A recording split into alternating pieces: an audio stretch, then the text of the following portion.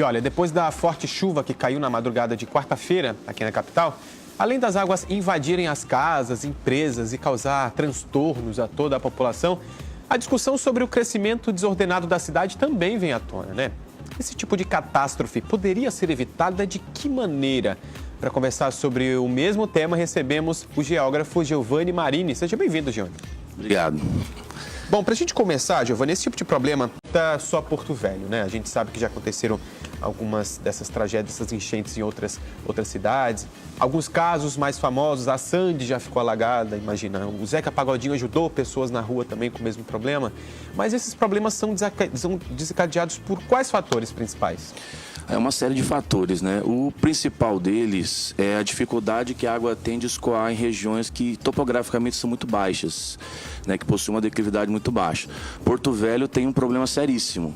Porto Velho, em torno de 65% dela tem menos de 1% de declividade. O que significa dizer isso do ponto de vista geomorfológico? Que a água não vai escoar. E aquela região especificamente que apareceu na reportagem é uma região que é um baixo topográfico. É uma região que o Igarapé, para onde essas águas estão sendo direcionadas, é o Igarapé Tancredo Neves. Então ele está muito distante do Igarapé, numa região que está mais baixa do que essa região do Igarapé, então a água não consegue escoar para lá. É como se fosse uma, digamos assim, uma concha. Uma concha, onde exatamente. A cidade está mais para cá e esse ponto um pouquinho mais afundado. Exatamente. Aqui, né? Já que você tocou nesse assunto, desculpa te interromper, fala um pouquinho desse ponto crítico, né, que a gente viu nas imagens, a Rio Madeira com a Rio de Janeiro. A gente já percebe, então, que tem essa estrutura diferente, ele é uma região um pouco mais baixa, mas existem outros fatores ali mais contemporâneos, digamos, construções, vias, o que pode ter interferido para chegar a esse ponto que a gente viu nas imagens, se a gente puder colocar as imagens também. Sim. Porque a gente recebeu muito material, né, muitas pessoas mandando, e olha, os carros praticamente cobertos ali. A gente vai ter mais imagens durante a nossa conversa. Mas quais fatores principais exatamente nesse ponto? Vamos falar desse ponto. Tá. Bom, é inegável também que Porto Velho passou por um problema de desenvolvimento urbano, expansão urbana desordenado.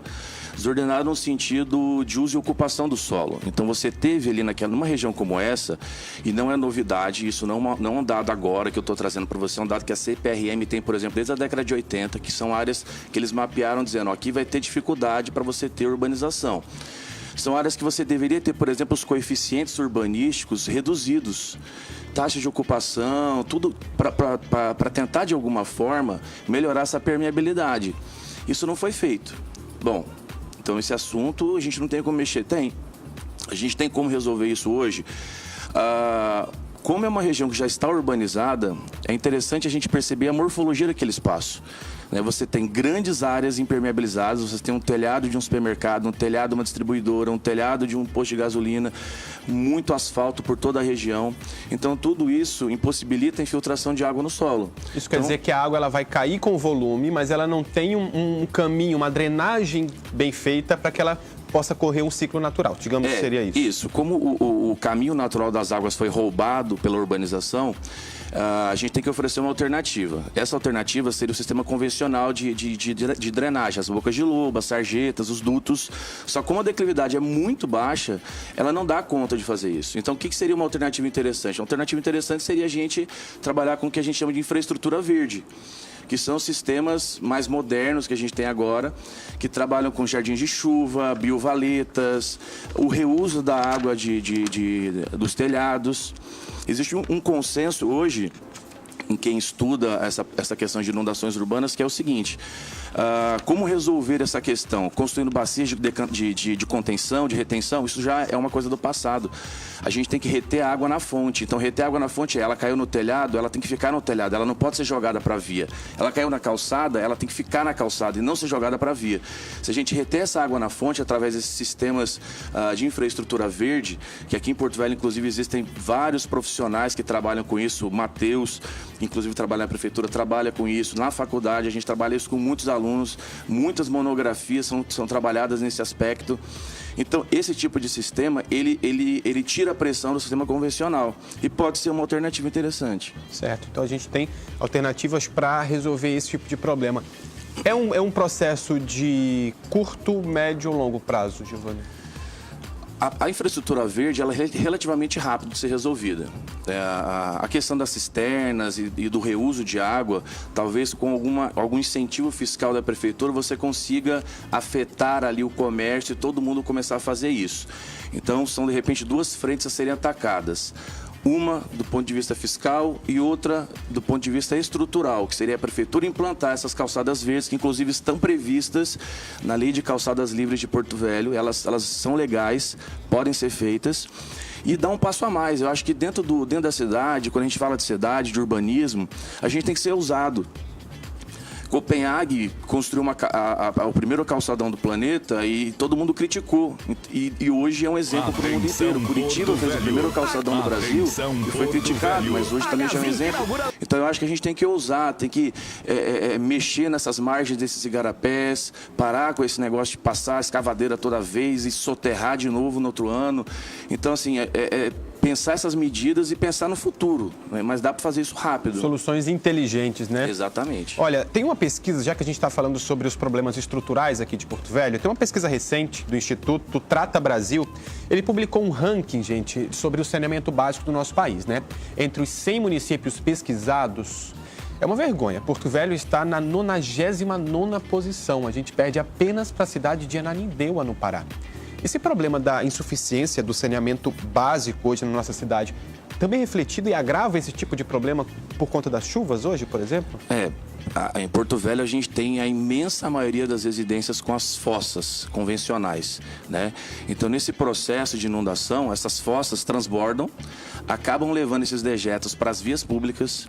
Você nas vias públicas tem vários dejetos, resíduos dos veículos de combustível, de óleos e graxas que também estão ali. E quando você tem essa enchente, tudo isso fica ali disponível para quem tiver em contato. A gente não pode esquecer que quando essa água baixa, depois de um tempo, esses resíduos todos, inclusive esse das fossas, agora estão nas calçadas e na via pública, em forma de poeira. Então, quando passa um veículo, isso tudo é jogado para cima. E você começa a agravar um problema, assim, vai psicossomatizando. Você acaba tendo muito mais problemas, né? Existem muitas coisas dentro do saneamento ambiental que tem que ser pensadas em conjunto para resolver. A questão da inundação é uma delas, mas todas essas outras que permeiam essa questão de saúde pública dentro da cidade têm que ser pensadas juntas, para serem trabalhadas e resolvidas de maneira de uma vez só. Giovanni, parece bem eficaz você fazer esse planejamento em conjunto, já que a gente está falando da responsabilidade dos órgãos públicos. Qual é a parcela de responsabilidade da população? Porque a gente sabe também que no nosso estado, infelizmente, não tem o hábito da separação do lixo, e também não tem a recepção perfeita desse material, né? Desse descarte. Como que a população entra como protagonista nesse processo?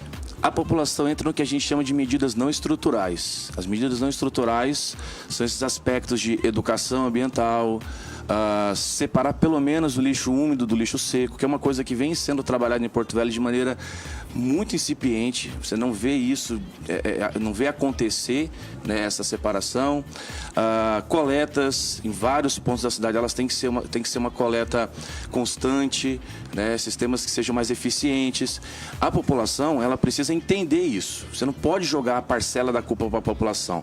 Muita gente não entende que quando você joga um papel na rua, uma lata, ele na cabeça de muita gente, ele está se livrando do lixo. Ele não tem essa visão holística, urbana, de perceber que isso vai entupir alguma coisa, vai soterrar o igarapé, vai prejudicar a vida dele depois. Então esse sim é um processo um pouco mais complicado. Mas, na minha opinião, não é o principal fator de inundação em Porto Velho. Não é, longe disso. Mas é sim um dos fatores importantes. Legal, então, e você é conhecedor de algumas medidas preventivas, educativas nesse sentido? As escolas têm abordado esse tema? Como que esse tema chega a quem não frequenta a escola, aos bairros, às comunidades? Você sabe se existem algumas ações assim? Existem algumas ações, algumas escolas trabalham essa questão de educação ambiental de maneira bem incisiva, outras nem tanto, né? É importante nesse aspecto de trazer a população para ver o que está acontecendo, a visualização disso. Então, matérias como essas que vocês fizeram, professores que levam os alunos a campo para ver o que está acontecendo, ver o problema, isso ajuda a conscientizar, a sensibilizar a população, a perceber que isso é uma coisa importante, né? Cuidar do meio ambiente urbano, porque as pessoas pensam que meio ambiente é só a natureza por ela só, mas o ambiente urbano faz parte desse meio. E a gente tem que estar sempre muito preocupado com isso, para evitar a proliferação de doença, de vetores de doença e melhorar a saúde urbana. E mais um recado também para os nossos governantes é abrirem os olhos, e eu sei que são obras, comumente falando, quando você fala em política, geralmente as obras precisam aparecer. Para a pessoa veja, tem um asfalto novo na minha rua, Isso, infelizmente, as pessoas não levam em consideração o que realmente é necessário fazer. Uma obra dessa de saneamento básico, ela começa por baixo, ela vai incomodar, ela vai gastar, ela vai levar um tempo um pouco maior, mas ela é extremamente necessária.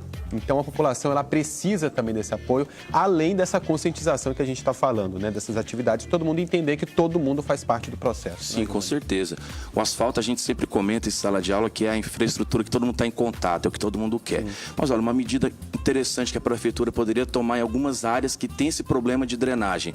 Na faixa de estacionamento, você utilizar pisos intertravados, sextavados, aqueles pisos que são permeáveis. Eles têm uma resistência um pouco menor à carga, mas eles vão estar numa área de estacionamento. Não vai ter grandes frenagens e acelerações ali. Então você pode, com essas medidas que são pequenas, que parecem não surtirem efeito, em conjunto, jardins de chuva, estacionamentos permeáveis, calçadas permeáveis, coleta de água de chuva, você reduz todo esse fluxo que vai escoar superficialmente no asfalto, e aí você acaba não tendo esses picos de inundação que nós estamos verificando em Porto Velho agora. Mais uma vez, obrigado, Giovana. A gente precisa seguir. Renatinha, tem novidade pra gente?